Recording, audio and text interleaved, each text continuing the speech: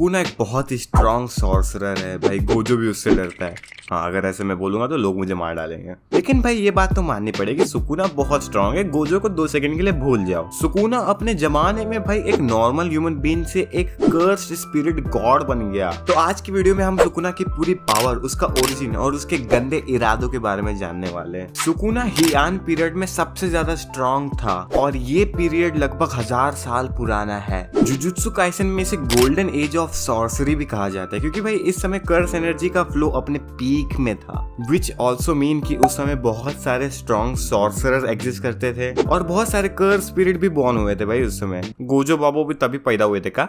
एक पॉसिबिलिटी ये भी है कि सुकुना हियान पीरियड से भी बहुत ज्यादा पुराना हो, क्योंकि वो इस पीरियड में ऑलरेडी किंग ऑफ कर्स बन चुका था एंड उसकी फॉर्म एक डेमन की तरह थी, लाइक 4 हाथ 2 फेस एंड 4 आंखें थी। भाई तांजीरो को बुलाओ, इसका गला काटे यार। हियान पीरियड में सुकुना ने करोड़ों लोगों को मारा था, जिसकी वजह से लोगों के इतनी गंदी फटी ना सुकुना से कि भाई वो भूल ही गए कि ये भी एक इंसान ही है आखिर में, एंड वो originate as a curse spirit हुआ ही नहीं था। ये चीज हमको जुजुत्सु काइसेन चैप्टर 3 में गोजो ने खुद बताई थी, अगर आपको याद है तो वेरी गुड बॉय। सुकुना के टाइम में जो सबसे स्ट्रॉन्ग सॉर्सरर था उसको भाई सुकुना ने अकेले ही हरा दिया था, और यही नहीं, उसने भाई sun moon stars and 5 empty general तक को डिस्ट्रॉय कर दिया था, जो कि अपने टाइम के सबसे स्ट्रॉन्ग सॉर्सरर्स थे। सुकुना उस समय बहुत बड़ा थ्रेट था, जिससे रॉयल फैमिलीज की भी फटती थी। वो एक टाइम पर इंसान था, लेकिन he still manage to become the king of the curses. अब तक मांगा में सुकुना की बैक स्टोरी तो दिखाई नहीं दी गई है, but still we know that Sukuna is addicted to become the strongest. वाह सुकुना जी, क्या मोटिवेशनल लाइन बोली है, वाह वाह, गालियां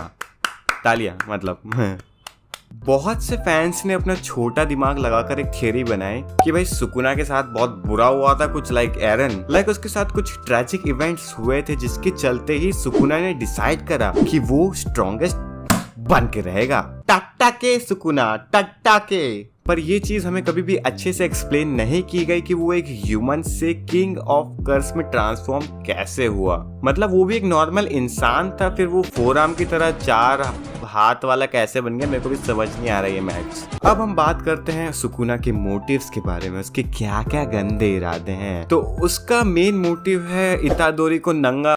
सुकुना का शुरुआत से ही प्लान था कि मेगुमी की 10 शैडोज टेक्निक को हासिल करना है, बिकॉज ये one of the strongest curse power है, जो कि इवन गोजो की 6 आईज से भी कंपेरेबल है। एंड सुकुना ने मांगा में उस पावर को हासिल भी कर लिया है। स्पॉइलर हो गया, प्लीज मेरे को चप्पल से मत मारना। सब्सक्राइब करके वो बेल से मार दो, ठीक है, मजा आएगा उसमें। हाँ, तो मैं कह रहा था सुकुना ने ये पावर हासिल कर ली, वेरी गुड सुकुना। पर फिर भी यार, उसका रियल इंटेंशन क्या है हमें अभी भी नहीं पता कि सुकुना ने क्यों अपने फिंगर को कर्स्ड ऑब्जेक्ट में कन्वर्ट किया। भाई पक्का कह रहा हूँ, सुकुना ने बहुत बड़ा कुछ सोच रखा है, बहुत लंबी प्लानिंग है भाई। उसके इंटेंशन को जानने के लिए हमें उसकी पावर को पहले जानना पड़ेगा अच्छे से। Currently Sukuna possesses super human strength, agility, speed, endurance and बिना कर्स टेक्निक के भी सुकुना गोजो जैसा लोगों को इजीली फाइट कर सकता है in hand to hand combat. Plus he possesses great IQ, जो उसे बैटल के बीच में अपने अपोनेंट का ऑलमोस्ट किसी भी मूव को काउंटर करने में हेल्प करता है। And with reverse curse technique Sukuna is literally broken. ये तो चलता फिरता पोकेमोन है यार। एंड सुकुना के पास बहुत ज्यादा कर्स एनर्जी है, इवन गोजो से भी बहुत ज्यादा।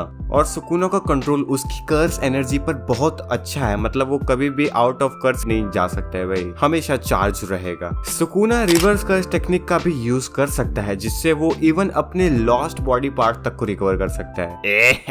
काटू क्या इसका। पर पता है क्या, अभी तक हमें सुकुना की रियल कर्स टेक्निक पता नहीं चली है। वो काफी different type of curse techniques को यूज करते हुए दिखा है, लाइक स्लैश एबिलिटी, जिससे वो हवा में ही अपने अपोनेंट पर हमला कर सकता है, एंड फायर एरो एबिलिटी, जिसमें वो लिटरली फायर प्रोड्यूस करता है अपने अपोनेंट पर वार करने के लिए। सुकुना अपनी रिवर्स कर्स टेक्निक से दूसरों को भी हील कर सकता है, प्लस वो अपनी बर्न्ड आउट कर्स एनर्जी को भी रिस्टोर कर सकता है, जैसे पोकेमोन गेम में रेस्ट हमला यूज करके करते हैं ना। सुकुना पोसेस करता है डोमेन एम्प्लीफिकेशन, जिससे वो अपने किसी भी अपोनेंट का डोमेन को रेजिस्ट कर सकता है, जिसने गोजो का डोमेन भाई एक नहीं 2 बार तोड़ा है। सुकुना अपने डोमेन के अंदर बहुत ही खतरनाक स्लैशेस मारता है, किसी को भी स्लैशेस लग जाएंगे तो उसके जिंदा रहने के चांसेस है।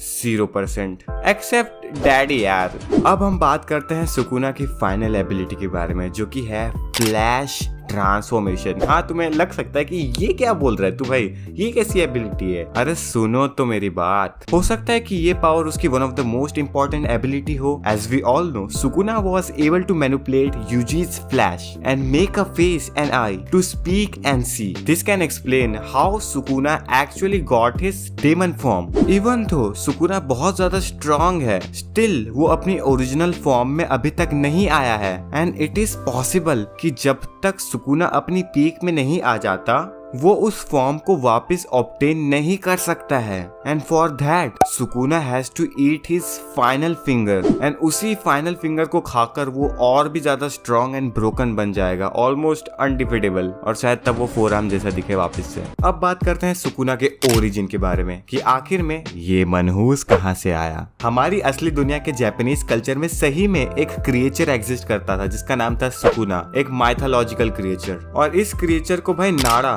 पैंट का नाड़ा, इसे नाड़ा पीरियड में मेंशन किया गया था, जो कि हिआन पीरियड का पिछला वाला पीरियड था। ये माइथोलॉजी वाली सुकुना की हाइट लगभग 3 मीटर लंबी बताई गई है, और इसके भी 4 आंख, 4 पैर और 4 हाथ हैं। अबे वो भी बता देते, वो क्यों छोड़ा।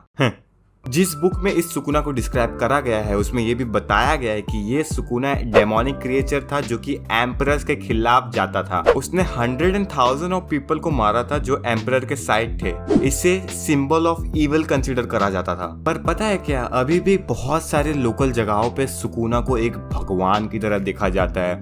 उसे लोग अपना मसीहा मानते हैं भाई। वो एक मर्डरर था, पर फिर भी कुछ लोग मानते हैं कि सुकुना ही वो इंसान था जिसने वहां पर बुद्धिज्म को इंट्रोड्यूस किया था। एंड उसने बहुत से लोगों की जान भी बचाई है मॉन्स्टर से, लाइक इविल ड्रैगन। तुम्हें पता है जिस बुक में सुकुना को इविल बताया गया है वो बुक रॉयल फैमिली ने लिखी थी। हाँ, वही रॉयल फैमिली जिसने सुकुना को मार गिराया था। एंड इस बुक में उन्होंने सुकुना को as a evil figure portray करा था। बट क्या पता, ऐसा हो सकता है कि सही में वो पहले एक अच्छा इंसान हो, लाइक लोगों को बचाता हो, लोगों का मसीहा हो। इसीलिए शायद अभी भी वहां पर काफी सारे लोकल लोग सुकुना की पूजा करते हैं। तो हमने एक चीज नोटिस करी, जो माइथोलॉजी से सुकुना था उसकी 2 साइड्स थे, ठीक है, इविल और अच्छी साइड भी थी। तो क्या पता है ऐसा हो सकता है कि जुजुत्सु काइसेन में भी इस सुकुना की 2 साइड हो, इविल एंड गुड। तो एक थियरी है, उसके हिसाब से शायद सुकुना एक अच्छा इंसान था, वो लोगों को बचाता था भाई, लेकिन उसके साथ कुछ ऐसे इवेंट, ऐसा कुछ गंदा हुआ होगा जिसकी वजह से वो एक डेमन, एक बुरा इंसान बन गया। फिर वो लोगों को उसने मारना चालू कर दिया भाई।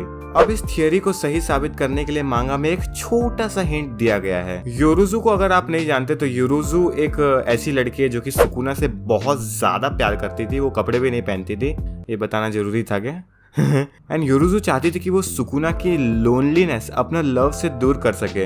अभी अगर हम योरुजु की वर्डिंग पर फोकस करें तो वो चाहती थी सुकुना की लोनलीनेस दूर करना, और ये एक हिंट हो सकता है सुकुना की ट्रैजिक बैक स्टोरी का। तो बस भाई, अभी हम सुकुना के बारे में इतना ही जानते, देखते मांगा में आगे पता चलेगा तो और बात करेंगे उसके बारे में। इस वीडियो के लिए इतना ही भाई। Don't forget to like and bye bye everybody.